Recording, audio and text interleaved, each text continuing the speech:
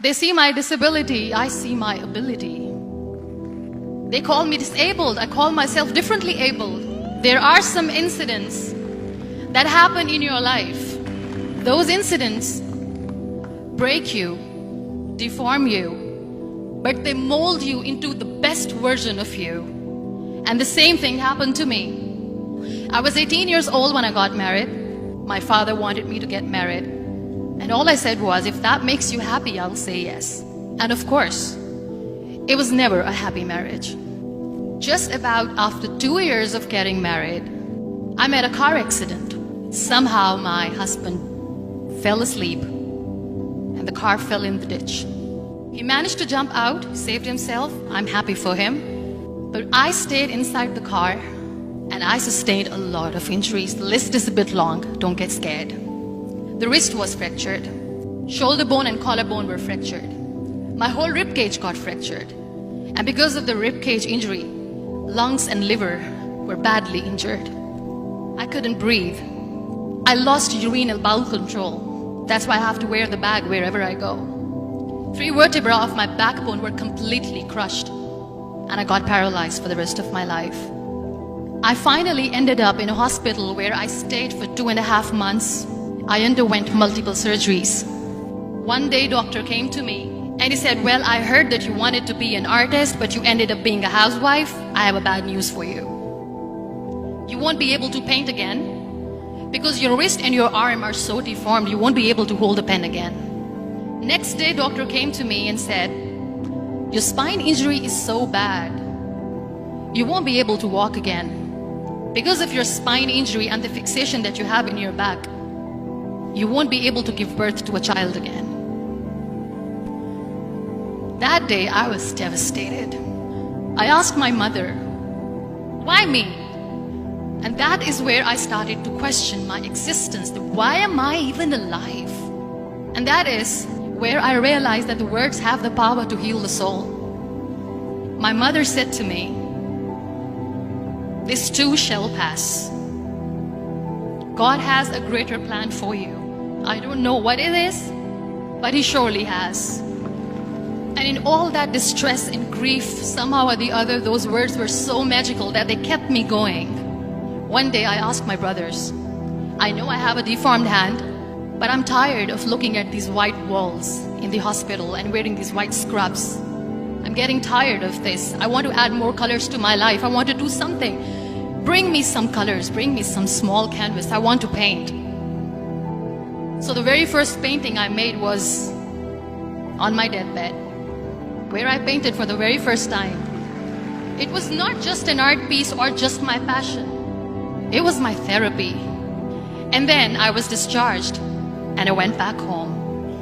And I went back home and I realized that I have developed a lot of pressure ulcers on my back and on my hip bone. I was unable to sit. There were a lot of infections in my body, a lot of allergies. So doctors wanted me to lie down on the bed straight for not 6 months, for not 1 year, for 2 years. I was bedridden, confined in that one room, looking outside the window, listening to the birds chirping and thinking maybe there will be a time when we'll be going out with the family and enjoying the nature. That was the time where I realized how lucky people are. That is the time where I realized that the day I'm going to sit, I'm going to share this pain with everyone to make them realize how blessed they are, and they don't even consider them lucky. That day I decided that I'm going to fight my fears. We all have fears. Fear of unknown, fear of losing people, fear of losing health, money. We want to excel in career, we want to become famous, we want to get money. We are scared all the time. So I wrote down one by one all those fears. And I decided that I'm going to overcome these fears one at a time. You know what was my biggest fear? Divorce. I was trying to cling on to this person who didn't want me anymore, but I said no. I have to make it work. But the day I decided that this is nothing but my fear, I liberated myself by setting him free. And I made myself emotionally so strong that the day I got the news that he's getting married, I sent him a text that I'm so happy for you and I wish you all the best. And he knows that I pray for him today. Number 2 was, I won't be able to be a mother again. And that was quite devastating for me. But then I realized there are so many children in the world, all they want is acceptance. So there is no point of crying, just go and adopt one. And that's what I did. People think that they will not be accepted by the people because we, in the world of perfect people, are imperfects. So I decided that instead of starting an NGO for disability awareness, which I know will not help anyone, I started to appear more in public. I started to paint. I decided that I'm going to join the national TV of Pakistan as an anchor person. And I've been doing a lot of shows for the last 3 years. I became the National Goodwill Ambassador for UN Women Pakistan. And now I speak for the rights of women, children. We talk about inclusion, diversity, gender equality, which is a must. Every time I go in public, I always smile. It's always a big toothy smile on my face, and people ask me, don't you get tired of smiling all the time? What's the secret? I always say one thing, that I have stopped worrying about the things that I have lost, the people that I have lost.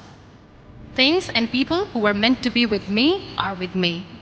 And sometimes, somebody's absence makes you a better person. Cherish their absence. It's always a blessing in disguise. Live your life fully. Accept yourself the way you are. Be kind to yourself. Be kind to yourself. I'll repeat, be kind to yourself, and only then you can be kind to others. Love yourself and spread that love. Life will be hard. There will be turmoils, there will be trials, but that will only make you stronger. So when you accept yourself the way you are, the world recognizes you. It all starts from within.